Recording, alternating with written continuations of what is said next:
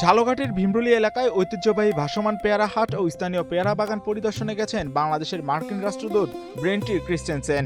রোববার সকাল ৯টার দিকে ভীমরুলির পৌঁছান তিনি।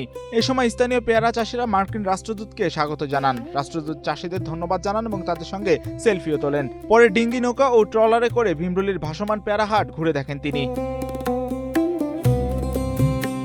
মার্কিন রাষ্ট্রদূত স্থানীয় নৌকাভিত্তিক জীবনযাত্রা সম্পর্কে জানেন, চাষি ও ব্যবসায়ীদের সঙ্গে কথা বলে পেয়ারা উৎপাদন, বাজারজাতকরণ ও স্থানীয় বাণিজ্যের বিষয়ে খোঁজ খবরও নেন। এই সময় জেলা প্রশাসনের কর্মকর্তারা উপস্থিত ছিলেন। ভীমরুলি দেশের অন্যতম পরিচিত ভাসমান পেয়ারা বাজার। খালে ডিঙ্গি নৌকা ও অন্যান্য নৌযানে করে এখানে পেয়ারা কেনা বেচা হয়। বর্ষা মৌসুমে ভীমরুলির পেয়ারা বাগান ও ভাসমান হাট দেখতে দেশের বিভিন্ন প্রান্ত থেকে পর্যটকেরা আসেন। এর আগে ২০১৯ সালে তৎকালীন মার্কিন রাষ্ট্রদূত আর্ল রবার্ট মিলার এই পেয়ারা হাট পরিদর্শন করেছিলেন।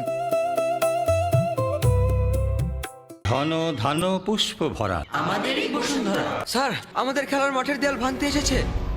এটা আমাদের খেলার মাঠ। আমরা তো এখানে দোকান বানাবো। কেমন দেয়াল! দেশের ১ নম্বর সিমেন্ট বসুন্ধরা সিমেন্টে তৈরি। দেশের ১ নম্বর সিমেন্ট বসুন্ধরা সিমেন্ট।